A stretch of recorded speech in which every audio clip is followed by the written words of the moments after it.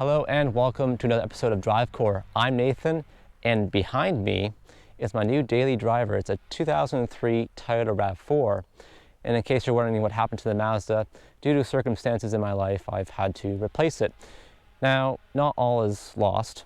I was able to get this vehicle at a decent cost of $1,700. Now, from a distance, it looks okay, but as you get closer, you start to notice the flaws. Now, this car has 233,000 kilometers on it, and, overall it's not bad shape. But again, it's not perfect either. Now, there's many things on this vehicle that need to be dealt with. The most important thing is a new clutch. Now, I had called many of the local automotive shops in around the area. They quoted me $2,600. That's more than what I paid for the car.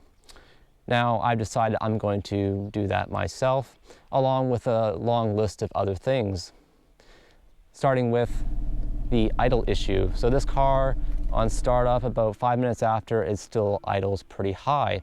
Now, I think that's due to many things, but I'm going to dig into that further. Another thing that's wrong with this car is the muffler. So it sounds kind of like a diesel tractor at first on startup, but then it becomes a bit more quiet, so it does need a new muffler. So I'm also going to attempt to fix other things on this vehicle, such as the power steering, which is unfortunately called it quits. Along with everything else on this vehicle, there's also a lot of cosmetics as well. As you can probably see, the headlights are very badly hazed, and the paint from a distance, it looks okay, but there's definitely a lot of bumps and bruises. Now, the previous owner mentioned that he'd taken it off-roading a couple times, and I can kind of believe it, because in the back there, he said he had bumped into a log on a logging trail and had dented the back, so I will have to fix that as well. Hopefully it won't be too bad.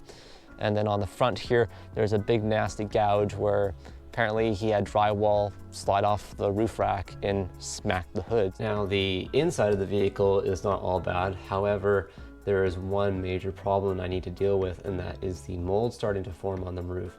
Now, I believe this is due to the roof racks that are currently on the vehicle. Now, these are, of course, are aftermarket roof racks.